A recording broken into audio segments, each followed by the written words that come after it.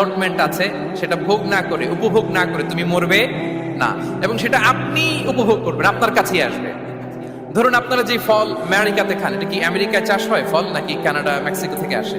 এখানেই হয়, আবার বাইরে থেকেও আসে। লেটস সে আপনি যেই অ্যাপেলটা দিয়ে আজকে ব্রেকফাস্ট করলেন, যে অ্যাপেলটা আপনি খেলেন, এটা মেক্সিকো থেকে এসেছে।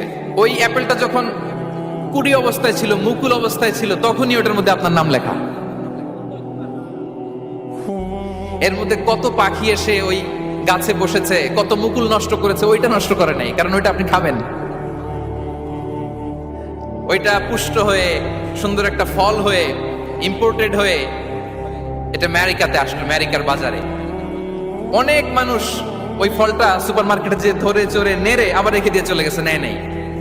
ওইটা সে খাবে না, কারণ ওইটা আপনার রিজিকে লেখা। ওই ফল আপনি নিয়ে আসলেন, বাসায় অনেকে অ্যাপেল